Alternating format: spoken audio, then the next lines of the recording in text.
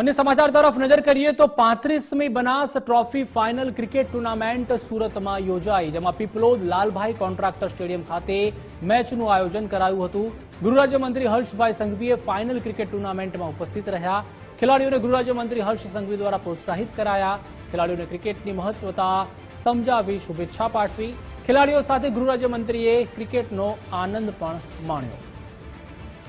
ગૃહરાજ્યમંત્રી હર્ષભાઈ સંઘવી છે તે પહોંચ્યા હતા 35મી બનાસ ટ્રોફી ફાઇનલ ક્રિકેટ ટુર્નામેન્ટમાં સુરતમાં, જ્યાં પીપલોદ લાલભાઈ કોન્ટ્રાક્ટર સ્ટેડિયમ ખાતે આ ખાસ મેચનું આયોજન કરવામાં આવ્યું હતું।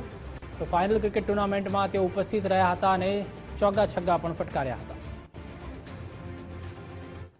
જ્યારે બી કોઈ ટુર્નામેન્ટ હોય, જ્યારે બી કંઈક આયોજન હોય તો એ આયોજનમાં જરૂરથી કોઈક યાદો સારી હોય ને કોઈક ઘટનાઓ ખરાબ બની હોય, પરંતુ ઓર્ગેનાઇઝર્સ એ અનેક મહિનાઓથી મહેનત કરે ત્યારે આપણા માટે આ ઇવેન્ટ્સ રેડી થતી હોય છે।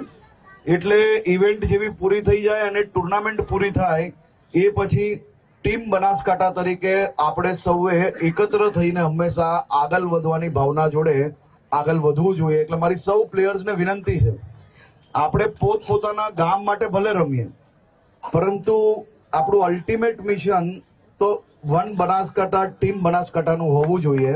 બધા પોતપોતાની ટીમને, પોતપોતાના ગામને રિપ્રેઝન્ટ કરીએ છીએ। ગ્રાઉન્ડની અંદર હો ત્યાર તક બરાબર મજબૂતાઈથી લડો, પોતપોતાના ગામને જીતાડો, પણ બાઉન્ડ્રીની બહાર આવો એટલે એકબીજાને ગલે લાગવાની ભાવના જોડે બહાર આવો, એવી મારી આપ સૌને ખાસ વિનંતી છે। દેવ ટ્રોફી જેને બી લાગે એ ઉજવણ સાથે મળીને ઉજવીને એક સારો ઉદાહરણ આપણે આખા સમાજમાં આપવું જોઈએ।